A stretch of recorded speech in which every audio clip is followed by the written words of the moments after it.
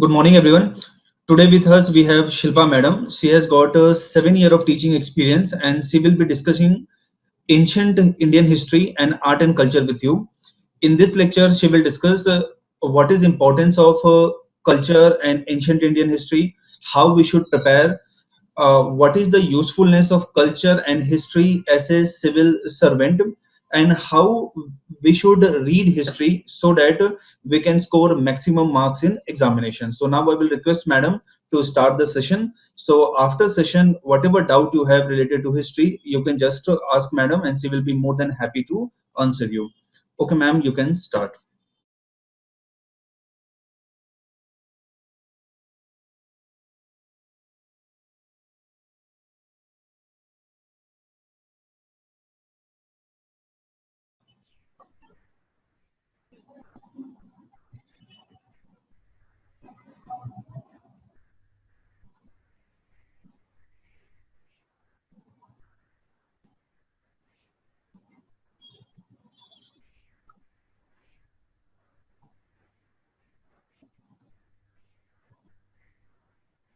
Yeah.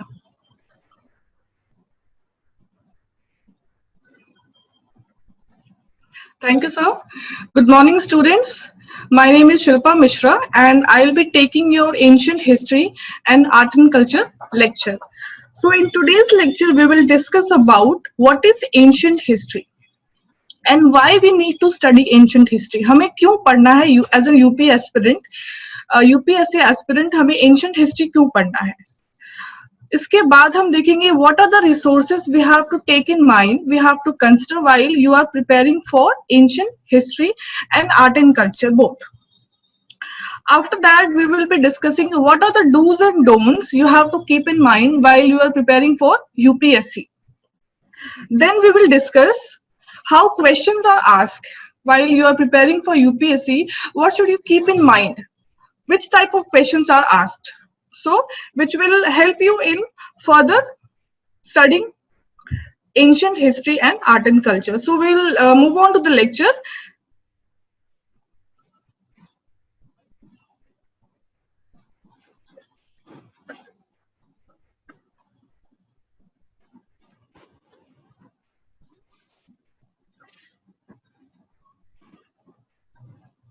Okay. The first question is why we need to study ancient history. Ancient history से आप ये समझते हो कि what our ancestors were, how and when these civilizations have occurred. कौन से civilization कब आई, उस टाइम पे क्या resources थे जिनको उन्होंने utilize किया और वो civilized हुए, क्या mistakes उन्होंने किया जिसे हमें अभी नहीं रिपीट करना है. सो बेसिकली हिस्ट्री हमें अपने हमारे एंसेस्टर्स के बारे में इन्फॉर्म करता है, उनके मिस्टेक्स, कौन कौन से रिसोर्सेज को उन्होंने एक्सप्लॉइट किया, इसके बारे में हमें बताता है. सो बेसिकली हिस्ट्री हमें कनेक्ट करता है विद आवर रूट्स और उनके पीछे रीजंस क्या थे, उनके ट्रेडिशनल बिलीव्स क्या थे, उसके पीछे रीजंस क्या थे, ये हमें इन्फॉर्म करता है. So on a broad view हम ये कह सकते हैं कि हिस्ट्री हमें बताता है about the social, economic and political condition of that time. किसी भी एरा के अगर बारे में हम बात करें तो बहुत सारी डायनेस्टीज आई, काफी सारे सिविलाइजेशन हुए इंडिया में और अब्रॉड भी. So we will be discussing more about in ancient history of India only. So कौन कौन से पॉलिटिकल कंडीशंस थे, उनके इकोनॉमिक कंडीशंस थे और उनका कंट्रीब्यूशन क्या था मैनकाइंड के लिए. सो हिस्ट्री के लिए हमारे पास जो रेफरेंस बुक है जिन्होंने ओल्ड एनसीईआरटी भी लिखी है, मिस्टर आर एस शर्मा, वो ऐसा कोट करते हैं कि हिस्ट्री हमारे ट्रू नेचर ऑफ पास्ट को बताता है और ये उनके लिए इम्पोर्टेंट है जो ये जानना चाहते हैं कि व्हाट वर द ऑब्स्टिकल्स जो इंडिया के प्रोग्रेस में बीच में हिंड्रेंस थे. ओके, नाउ क्वेश्चन आता है कि हिस्ट्री में रिसोर्सेस कौन से थे. अब हमें ये कैसे पता चलेगा कि सो एंड सो सिविलाइजेशन आकर हुआ इस टाइम पे या ये डायनेस्टीज आई, कौन कौन से किस चीजों से पता चलता है. तो ये जो पूरा डिपार्टमेंट है ये archaeological survey of India conduct करती है. वो लोग क्या करते हैं, डिफरेंट डिफरेंट जो साइट्स होते हैं, एंशिएंट साइट्स, वहां पे जाते हैं, एक्सकवेशन करते हैं, खुदाई करते हैं and they used to find the objects, the material remains, उनके जो भी उस समय से related थे उनको find out करते हैं and they form a theory. So इसके लिए जो resources हैं, फर्स्ट रिसोर्स है जिसे हमें हिस्ट्री के बारे में पता चलता है, दैट इज मटेरियल रिमेन्स. अब मटेरियल रिमेन्स के अंदर क्या क्या आ जाता है, आर्कियोलॉजिकल स्ट्रक्चर्स आ जाते हैं. मटेरियल रिमेन्स के अंदर उन्होंने कुछ आर्टिफैक्ट्स बनाए हो, कुछ पॉटरीज बनाई हो, उस टाइम की कोई अगर पेंटिंग हो, जनरली उस टाइम पे लोग रॉक पेंटिंग्स किया करते थे, कार्विंग्स किया करते थे, तो हमें मटेरियल रिमेन्स वो है, फॉसिल्स मिले, कुछ ग्रेवयार्ड्स मिले. तो ये है मटेरियल रिमेन्स जो हमें एंशिएंट हिस्ट्री किस टाइम की है, ये कौन से सिविलाइजेशन को बिलोंग करती है, ये बताता है. Next is coins. अभी जैसे हम कॉइन्स की यूज करते हैं और अभी हम रुपया यूज करते हैं, पेपर है, उस टाइम पे पेपर नहीं होता था, तो जनरली कॉपर के, गोल्ड के, सिल्वर के कॉइन्स होते थे और उसके ऊपर जो किंग होता था या जो भी डायनेस्टी होती थी उसके सिंबल होते थे, उसका उनका फिगर होता था, या उस टाइम के कोई होली फिगर्स है वो हुआ करते थे, कुछ सिंबल्स होते थे, स्क्वायर शेप, रेक्टेंगल शेप, कुछ डिफरेंट शेप्स होते थे जो उनकी लैंग्वेज होती थी, वो उसके ऊपर इंस्क्राइब किया होता था. तो अगर हम हिस्ट्री की बात करें तो सबसे ज्यादा गोल्ड कॉइन्स हमें गुप्ता डायनेस्टी में मिली है और मौर्य डायनेस्टी में भी काफी सारे कॉइन्स एक्सकवेशन से मिले हैं. ये सब डिटेल में अभी पढ़ोगे कि गुप्ता डायनेस्टी क्या थी, मौर्य डायनेस्टी क्या थी, that you will study in detail. So Maurya dynasty के और गुप्ता डायनेस्टी के काफी कॉइन्स मिले हैं आर्कियोलॉजिकल डिपार्टमेंट को. तो वो ऐसी थियोरी बनाते हैं हिस्टोरियंस कि शायद उस समय पे ट्रेड एंड कॉमर्स काफी ज्यादा फ्लरिश था. बट आफ्टर गुप्ता डायनेस्टी एक डायनेस्टी थी हर्षा डायनेस्टी, उसके कॉइन्स कम मिले हैं as compare to Gupta and Mauryas. तो वो ऐसा थियोरी मानते हैं कि शायद उस समय ट्रेड एंड कॉमर्स डिक्लाइन हो गया हो. सो बेसिकली हमें कॉइन से ये चीजें पता चलती थी. सिमिलरली इनके कॉइन्स जो इंडिया में जो कॉइन्स मिले वो दूसरे साइड्स पे भी मिले हैं अब्रॉड में, तो हमें ये पता चलता है कि ये ओवरसीज भी अपना ट्रेड किया करते थे. The next is inscriptions. Now inscriptions का मतलब होता है जो राइटिंग होती है, आप कौन सी लिपि में लिख रहे हो, कौन सी लैंग्वेज है, तो उस टाइम पे जो लैंग्वेज हो उसको इंस्क्रिप्शन कहा जाता है. इसकी स्टडी को हम बोलते हैं एपिग्राफी. सबसे एंशिएंट जो हमें मिला है वो हड़प्पन इंस्क्रिप्शन है. वो पिक्टोरियल फॉर्म में था जिसमें वो लोग स्पेसिफिकली कुछ स्क्वायर फिगर, कुछ रेक्टेंगल्स, कोई ह्यूमन फिगर हुआ करता था या कुछ ट्रीज का फिगर होता था.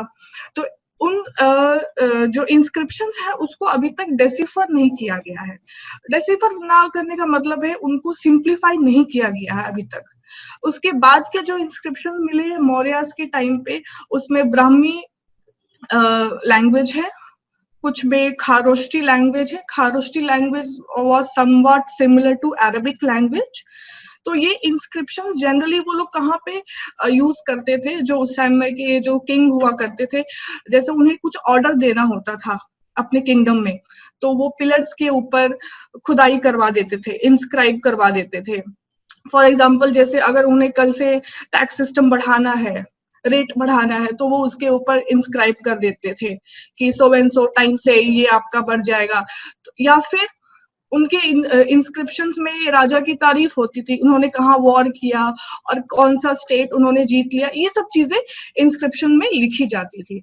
अगर आपने दिल्ली में विजिट किया हो कुतुब मीनार, तो वहां पे एक आयरन का पिलर है जिसे विष्णु स्तंभ भी कहा जाता है. तो गुप्ता के टाइम पे एक किंग थे समुद्र गुप्ता, उनका इंस्क्रिप्शन उसमें देखने को मिलता है और उसके बारे में उन्होंने काफी अच्छी अच्छी बातें लिखी हुई है. जिसने भी लिखा हुआ है, ऑब्वियसली राजा के बारे में लिखा है तो डेफिनेटली तारीफ ही की होगी कि raja was a very brave king और उन्होंने यहाँ जीता, वो अपने सोसाइटी के लिए ऐसे थे वैसे थे, उन्होंने काफी मतलब तारीफ की हुई है. सो बेसिकली इंस्क्रिप्शंस इसलिए होता था. नेक्स्ट आता है fourth topic, literary resources. Literary resources का मतलब है क्या कुछ लिखा गया है, कोई बुक लिखी हुई है या कुछ डॉक्यूमेंट प्रिपेयर किया हुआ है, लिटरेरी रिसोर्सेज वो होते हैं.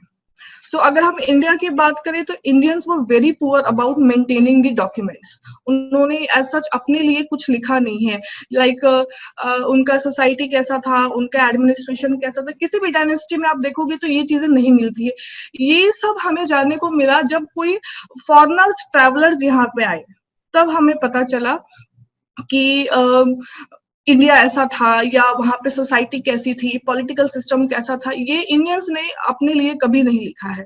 Very few examples are there, जैसे मौर्यस के टाइम पे अर्थशास्त्र लिखा गया था, जो कौटिल्य ने लिखा है, जिन्हें हम बहुत सभी जानते हैं, चाणक्य के नाम से जानते हैं। तो अर्थशास्त्र में उन्होंने अबाउट इकोनॉमिक्स बताया है कि इकोनॉमिक सिस्टम क्या होता है, टैक्स सिस्टम कैसा होना चाहिए, कितना टैक्स कलेक्ट करना है एंड ऑल। तो अर्थशास्त्र लिखा गया है। इसके बाद हर्षा के टाइम पे, हर्षा जो खुद एक किंग था, हर्षवर्धन, उन्होंने वो एक खुद एक बहुत बड़े पोएट थे, तो उन्होंने अपनी बुक लिखी है जिसमें संस्कृत की पोएम्स और चैंट्स हैं। और एज सच इसके अलावा कोई खास हमें रिसोर्सेज नहीं मिलते हैं, लिटरेरी रिसोर्सेज। उसके अलावा वैदिक कल्चर में हमने पहले जो जाना था, रामायण और महाभारत और ऋग्वेद, सामवेद, जो 4 वेद मिले हैं हमें, उसके अलावा और कोई रिसोर्सेज नहीं है, literary resources. Now the last which is very important, the foreign accounts. ये वो लोग थे जो इंडिया में ट्रैवल किया, इन्होंने इंडिया में स्टे किया और इंडिया के बारे में उन्होंने डिटेल में लिखा है। जिसमें सबसे पहले अगर बात करें तो मेगास्थीन्स करके एक ग्रीक ट्रैवलर आया था। ये ट्रैवलर आया था अलेक्जेंडर के टाइम पे। अलेक्जेंडर ने भेजा था चंद्रगुप्त मौर्य के कोर्ट में, इसको ऑफिशियल ड्यूटी पे इसको भेजा गया था। और मेगास्थीन्स ने इंडिया के बारे में काफी डिटेल में, उसका एडमिनिस्ट्रेशन कैसा है, उनका पॉलिटिकल सिस्टम कैसा है, कोर्ट रूम में क्या क्या चीजें होती है, कितने ऑफिशियल्स हैं उनके, कितना पैसा किसको मिलता है, रेवेन्यू कहाँ से आता है किंगडम को, ये सब चीजें उसने बहुत डिटेल में लिखा हुआ है। उसकी बुक का नाम है इंडिका। इसके बाद फाहियान करके एक ट्रैवलर आया था, he was a Chinese traveller, और वो गुप्ता के टाइम पे आया था। अगेन वो गुप्ता के टाइम पे आया, काफी टाइम तक उसने यहाँ पे स्टे लिया। और गुप्ता के टाइम पे सिस्टम कैसा था, सोसाइटी के बारे में, विमेन की कंडीशन क्या है, ये सब चीजें उसने फाहियान ने लिखी हैं। नेक्स्ट कम्स हर्षा के टाइम पे हुआंग सांग आया था। अगेन ही वॉज एक चाइनीज ट्रैवलर था, he was also a curious mind, उसने काफी कुछ सुना था इंडिया के बारे में। वो खुद एक बुद्धिस्ट था, तो उसने बुद्धिज्म को पढ़ने के लिए नालंदा यूनिवर्सिटी आया था। नालंदा यूनिवर्सिटी में रहा, उसने बुद्धिज्म की पढ़ाई की, वो वहां पे एज अ फैकल्टी भी रिक्रूट हुआ और काफी टाइम तक यहाँ पे रहा। और इंडिया और उस टाइम की जो डायनेस्टी थी, हर्षा डायनेस्टी, उसके बारे में उन्होंने लिखा हुआ है। Next comes Ibn Battuta. Ibn Battuta के बारे में आपने सबने सुना होगा। इब्न बतूता ने दिल्ली विजिट किया, काफी टाइम तक ये भी वहां पे रहा, और he was a great foodie. तो काफी जगह उसने फूड ट्राई किया। उसने सब अपने बुक में मेंशन किया हुआ है अबाउट पान, जो हम पान खाते हैं, मीठा पान, द बीटल लीफ। उसने पहली बार ये चीज देखी थी और उसको बहुत आश्चर्य हुआ कि ऐसी कोई चीज भी होती है कि खाना खाने के बाद इंडियंस जो है वो मीठा पान बना के ट्रायंगल शेप में और खाते हैं। तो उसने इस तरह से, उसने फिर सोसाइटी के बारे में, विमेन की कंडीशन कैसी थी, स्लेवरी थी, विमेन्स को मार्केट में ऐसे एज अ स्लेव बेचा जाता था, काफी कुछ उसने लिखा है। सोसाइटी थोड़ी ऑर्थोडॉक्स थी। तो ये सब चीजें फॉरेनर अकाउंट से हमें मिलता है। ओके, नाउ अभी हमने डिस्कस कर लिया कि कौन कौन से रिमेन्स है, कौन से सिविलाइजेशन कब अकर हुई। बट हमें कैसे पता चलता है कि सो एंड सो जो चीज है वो इस सिविलाइजेशन को बिलोंग करती है, या फिर वो इस डायनेस्टी को बिलोंग करती है? उसके लिए एक मेथड है, that is carbon dating method, या फिर रेडियो कार्बन मेथड भी उसको बोलते हैं। हर ऑर्गेनिक सब्सटेंस में कार्बन का कंटेंट होता है, एंड एवरी 5730 ईयर्स पे वो कार्बन कंटेंट 50% रिड्यूस हो जाता है। सो जो भी मटेरियल रिमेन्स एक्सकवेशन से मिलता है, उसका कार्बन कंटेंट देखा जाता है और पता लगाया जाता है कि ये कितनी पुरानी है चीज, किस डायनेस्टी को बिलोंग कर सकती है।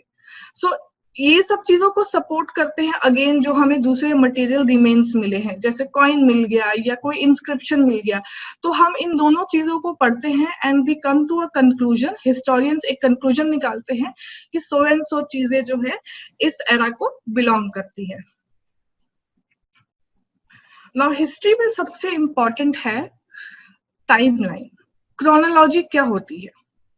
सो हिस्ट्री में अगर आप देखो तो हमेशा आपको जो टाइमलाइन है वो एडी, जिसका फुल फॉर्म है एना डोमिनी, और BC that is before Christ, ये मेंशन किया हुआ आपको मिलेगा। अकॉर्डिंग टू ग्रिगोरियन कैलेंडर जो बर्थ ऑफ क्राइस्ट है वहां से इन्होंने सोचा कि यहाँ से दुनिया स्टार्ट हुई थी। सो अगर देखा जाए तो बर्थ ऑफ क्राइस्ट जो है, ये जो टाइम है यहाँ से, ये जो टाइम है इसको ये एनो डोमिनी बोलते हैं, जो एक लैटिन वर्ड है जिसका मतलब होता है द टाइम ऑफ लॉर्ड। इस टाइम पे जीसस क्राइस्ट एग्जिस्ट कर रहे हैं and before him is before Christ. So अगर आप 1 से 99 तो देखो, इसको बोलेंगे फर्स्ट सेंचुरी एडी। अगेन अगर आप माइनस में जाओ तो 1 से 99 years is first century BC. Clear? इस तरह से टाइमलाइन को डिवाइड किया हुआ है। नाउ अगर हम इंडियन हिस्ट्री की बात करें तो इंडियन हिस्ट्री को हमने 3 पार्ट्स में डिवाइड किया हुआ है। First is ancient history which I will be taking, medieval history और फ्रीडम स्ट्रगल, और उसके बाद आता है पोस्ट इंडिपेंडेंस। इसको फ्रीडम स्ट्रगल को मॉडर्न हिस्ट्री भी कहते हैं, उसके बाद पोस्ट इंडिपेंडेंस। तो वन बाय वन हम एंशिएंट हिस्ट्री को डिस्क्राइब करेंगे कि मेनली कौन कौन से बड़े इवेंट्स हुए उस टाइम पे। द फर्स्ट इज वैदिक सिविलाइजेशन। वैदिक का मतलब होता है नॉलेज, तो ये हुआ था 5000 बीसी में। इस टाइम पे 4 वेदास, ऋग्वेद, सामवेद, अथर्ववेद एंड यजुर्वेद, इनको लिखा गया था। ओके, एंड वेदास में हमें ब्रदरहुड, हर वेदा में डिफरेंट डिफरेंट चीजें लिखी हुई है। जैसे ऋग्वेद में अबाउट चैंट्स बताया है कि कौन से चैंट्स होते हैं। उसके बाद आता है ऋग्वेद के बाद आता है सामवेद, जिसमें अबाउट म्यूजिक, क्लासिकल डांस के बारे में बताया है। फिर आता है यजुर्वेद, जिसमें जो ऋग्वेद के जो चैंट्स है उसको कब पढ़ना है वो बताया हुआ है। एंड लास्ट आता है अथर्ववेद, जिसमें अबाउट मेडिसिन, अबाउट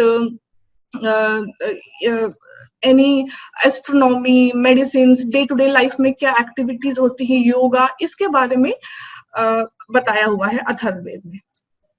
उसके बाद आता है the very important Indus valley civilisation. ये हुआ था 2500 से 1000 बीसी। ये सारे जो चीजें हैं एंशिएंट हिस्ट्री के, ये तो अभी हम खाली इंट्रोडक्शन दे रहे हैं इसलिए, बाकी ये सारी चीजें आप each and every chapter will be studied in detail कि उनका क्या कंट्रीब्यूशन रहा है, क्या क्या मिस्टेक्स हुई, क्या क्या उन्होंने दिया है मैनकाइंड को। तो you will study all in detail, और उनको कंपेयर करेंगे आज के मॉडर्न इंडिया से भी कि क्या वो ज्यादा मॉडर्नाइज थे, क्या वो ज्यादा सिविलाइज थे एंड ऑल।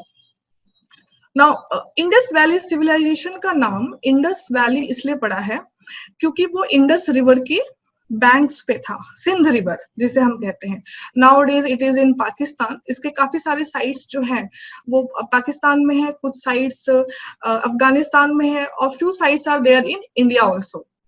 और इसको हरप्पन सिविलाइजेशन भी कहा जाता है क्योंकि हरप्पा वाज द साइट जो सबसे पहले एक्सकावेट हुई थी इन 1920, इसलिए इसको हरप्पन सिविलाइजेशन भी बोला जाता है। इसको हम इसलिए पढ़ते हैं क्योंकि ये सिविलाइजेशन काफी मॉडर्न था। अगर आज के कंपेयर में करो तो दे वर कंपेरेबल टू टुडेज वर्ल्ड, क्योंकि उस टाइम पे जो लोग जिन्होंने जो उस समय के जो टाउन्स थे, जो अर्बन एरियाज थे, वो हमारे से भी ज्यादा एडवांस थे कह सकते हो। वेल प्लान सिटीज थी, हर घर में उनका एक सेपरेट टॉयलेट होता था, एक सेपरेट बाथरूम होता था, हर घर का एक ड्रेनेज होता था, जो आज भी गांव में एग्जिस्ट नहीं करता है। उस समय they use to wear cotton clothes, ladies use to wear jewelleries, so काफी एडवांस कल्चर था। नाउ उसके बाद हम पढ़ेंगे the birth of Jainism and Buddhism. So as we know that Jainism was founded by Mahavir Jain and Buddhism was founded by Lord Buddha या सिद्धार्थ. इस time पे India जो था it was divided into 16 mahajanapada. Mahajanapada India को हम ऐसा कह सकते हैं कि काफी सारे स्टेट मिला के एक बड़ा सा स्टेट बनाया जाता था जिसको हम जनपद कहते थे. तो ऐसे टोटल 16 महाजनपद थे जिसमें सबसे इम्पोर्टेंट जो था जनपद वो था मगध. वो अभी का देखो आप तो Uttar Pradesh, Bihar, Orissa, some part of West Bengal. So एक बड़ा सा एरिया था जो सबसे इम्पोर्टेंट. तो किंग यहाँ पे जो रूल करते थे बिंबिसार यहाँ पे थे. ये भी आप डिटेल में पढ़ोगे. नाउ बर्थ ऑफ जैनिज्म और बुद्धिज्म में महावीर जैन और बुद्धिज्म दोनों एक दूसरे के कंटेम्पररी थे. उन्होंने जैनिज्म के और बुद्धिज्म के प्रिंसिपल्स को, फिलॉसफी ऑफ लाइफ को बताया है, नॉन वायलेंस को बताया है. ओके ना. उसके बाद आता है Mauryan dynasty. So before Mauryan dynasty और महाजनपद, ये जो 16 जनपद थे ये यूनाइटेड नहीं थे. They used to fight with each other. India में यूनिटी नहीं थी जिसका फायदा उठाया अलेक्जेंडर में और 326 बीसी में उसने इंडिया को इन्वेड किया जिसको हम सिकंदर भी बोलते हैं. तो उसने इंडिया के नॉर्थ वेस्ट रीजन से इन्वेड किया. वो ईरान, इराक को फाइट करते हुए अराउंड 8 ईयर्स से वो कंटिन्यूस फाइट करते हुए इंडिया की तरफ आ रहे थे. जो इंडिया का नॉर्थ वेस्ट सेक्शन है, पंजाब से लेकर सिंध, ये जो पूरा रीजन है वहां से ये फाइट करते हुए आ रहे थे. They reach north west coast, north west region of India. तो वहां पे उन्होंने किंग्स को हरा दिया. और अलेक्जेंडर इसलिए भी इंडिया आया था क्योंकि इंडिया के बारे में उसने बहुत कुछ सुना था कि इंडिया ऐसी कंट्री है, इंडिया वैसी कंट्री है, काफी रिसोर्सेज है, पीपल आर वेरी हैप्पी. तो ही वॉज वेरी क्यूरियस कि कैसा है.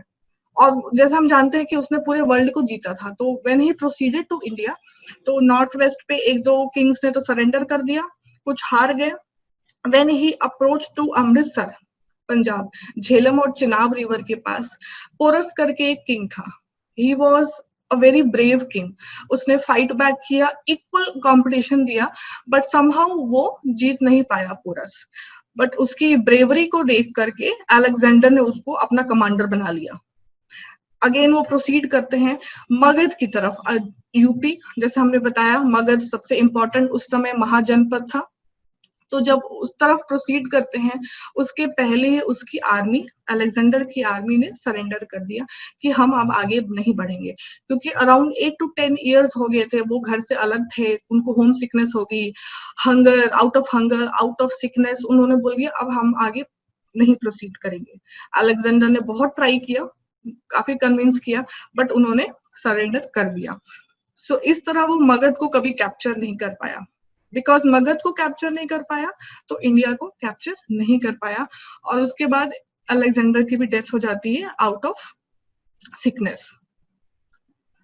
Next comes the Mauryan dynasty. So अभी तक हमने बताया कि मगध डायनेस्टी जो थी वो यूनाइटेड, मगध डायनेस्टी ले लो या महाजनपद, वो यूनाइटेड नहीं थे. बट मौर्यन डायनेस्टी ने पूरी इंडिया को यूनाइट किया. उन्होंने नॉर्थ से लेकर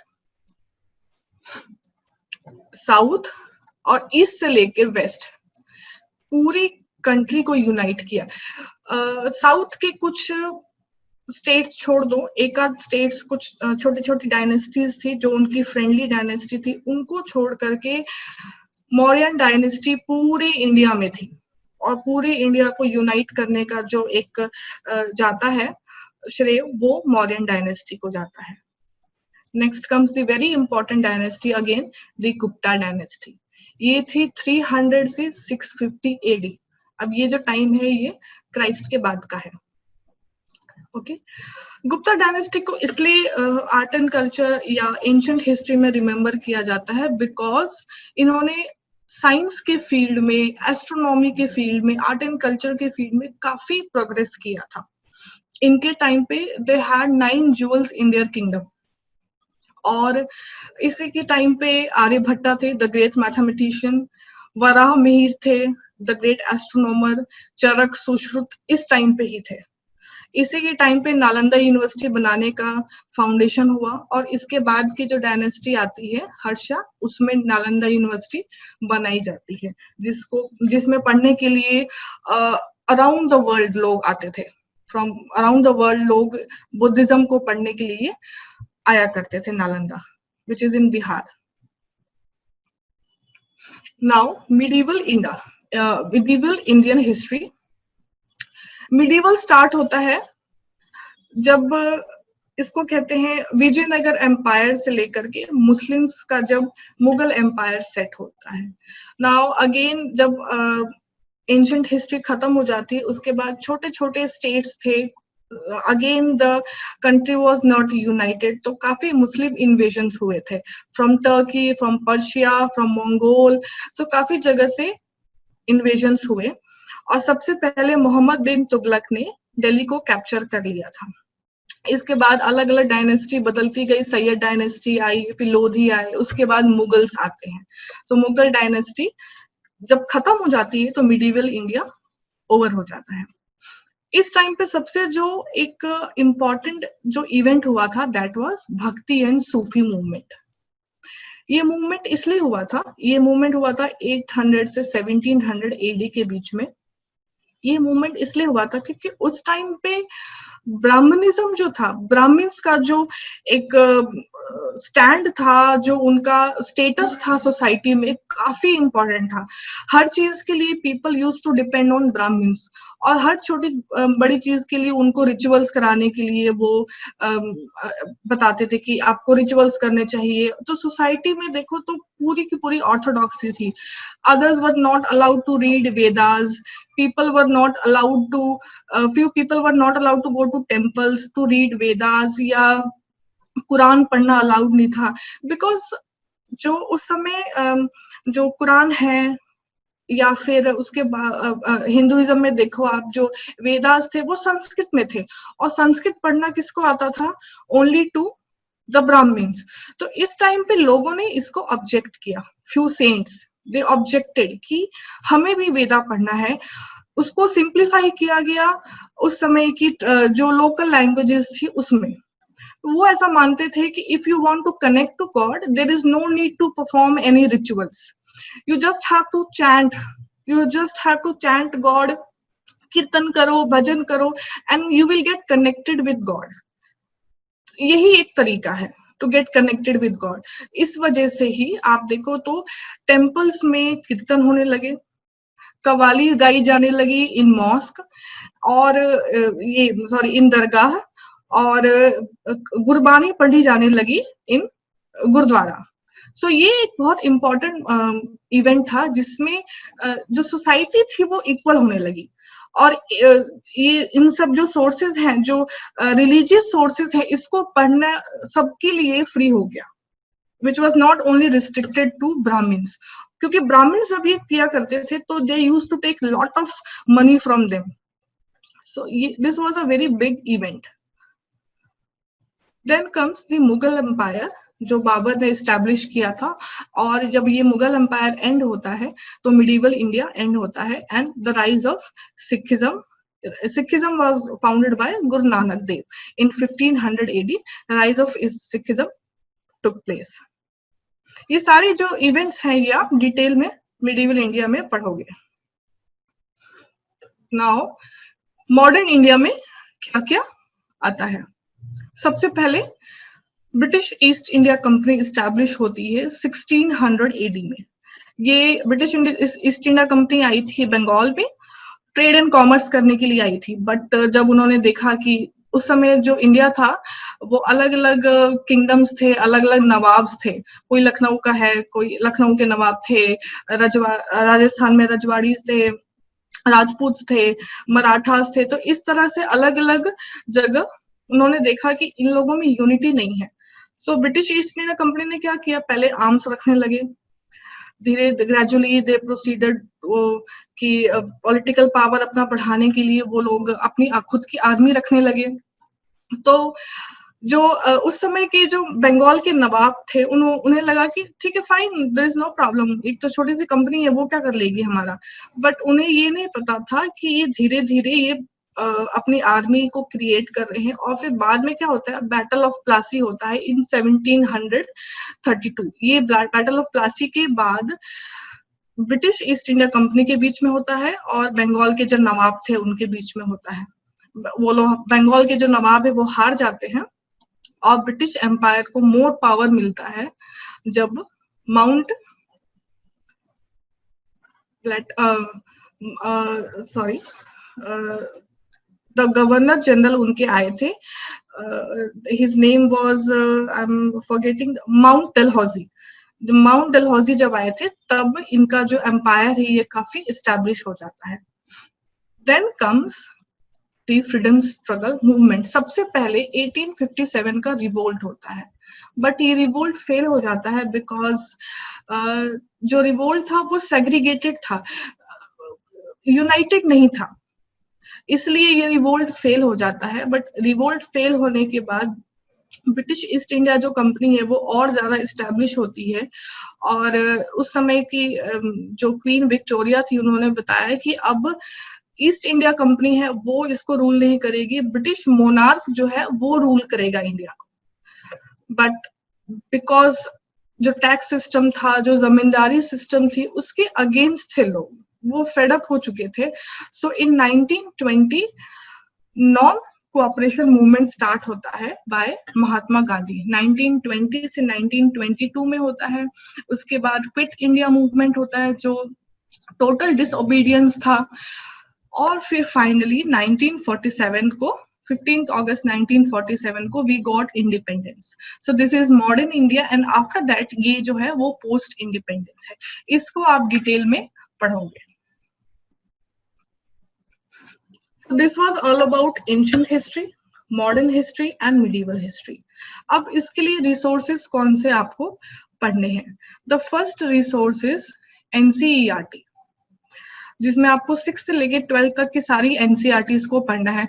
सो you have to keep in mind that NCERT जो है ये आपकी गीता है, इसको ही आपको रिफर करना है सबसे पहले। उसके बाद इसको सपोर्ट करने के लिए एंशिएंट हिस्ट्री है तो आपको आर.एस. शर्मा पढ़ना है, जिन्होंने ओल्ड एनसीईआरटी भी लिखी है। मिडिवल हिस्ट्री के लिए आपको सतीश चंद्र पढ़ना है। एंड मॉडर्न हिस्ट्री है तो आपको बिपिन चंद्र एंड स्पेक्ट्रम पढ़ना है। So if we talk about art and culture तो आपको एनसीईआरटी, एनआईओएस का एक कल्चर मटेरियल आता है, दैट इज एक कंपाइलेशन है जो आपको यहाँ से ही प्रोवाइड होगा, वो आपको पढ़ना है। एंड इसकी एक रेफरेंस बुक है नितिन सिंघानिया, ये आपको पढ़ना है। उसके अलावा newspapers. So basically art and culture में आपको क्या करना होता है, you have to read the different states के फोक कौन से हैं, डिफरेंट स्टेट्स का म्यूजिक फॉर्म कौन सा है, डांस फॉर्म्स कौन से हैं, कौन सी पेंटिंग्स किस स्टेट को बिलोंग करती है। तो ये सारी चीजें डिटेल में आपको पढ़नी है आर्ट एंड कल्चर में। ये सब एज एन यूपीएससी एस्पिरेंट आपको क्यों पढ़ना होता है? आर्ट एंड कल्चर को पढ़ने का क्या पर्पस है? This is required because if suppose कि you are from Kerala and you are posted in Punjab. After becoming IAS, you are posted in Punjab.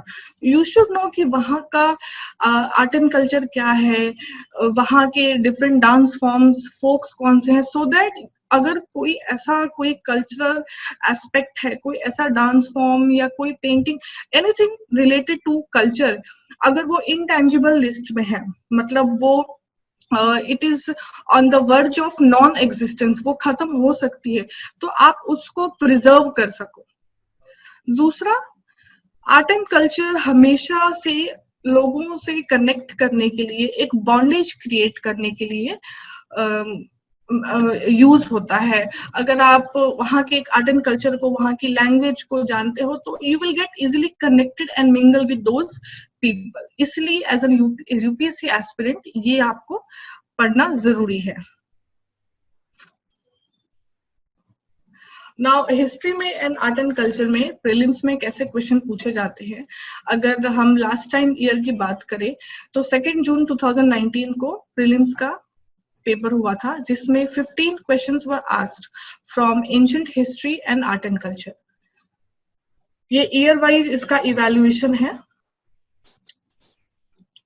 आप देख सकते हो 2015 क्वेश्चन है, तो ऑन एन एवरेज आप देख सकते हो कि 15 to 20 क्वेश्चंस हर साल पूछे जाते हैं। ईच क्वेश्चन कैरीज 2 मार्क्स, तो आप उस तरह से अंदाजा लगा सकते हो कि इसका वेटेज कितना ज्यादा है। If we talk about mains examination, तो आर्ट एंड कल्चर से 2013 से इसलिए लिया गया है क्योंकि 2013 के बाद पेपर पैटर्न चेंज हुआ था। इस तरह के क्वेश्चंस पूछे जाए हैं। आर्ट एंड कल्चर से कितने पूछे गए? Freedom struggle which is modern history, world history and post independence, किस तरह के। और ये मेंस का है तो 10 मार्क का 50 मार्क्स से क्वेश्चन, 15 मार्क्स से क्वेश्चन पूछे गए हैं। आप एवरेज देखो तो 15 से 30 के बीच में, आप देखो 15 to 30 मार्क्स का क्वेश्चन हर साल पूछे जाते हैं। सो इस तरह से आपको प्रिपेयर करना है। If you have any doubt आप पूछ सकते हैं।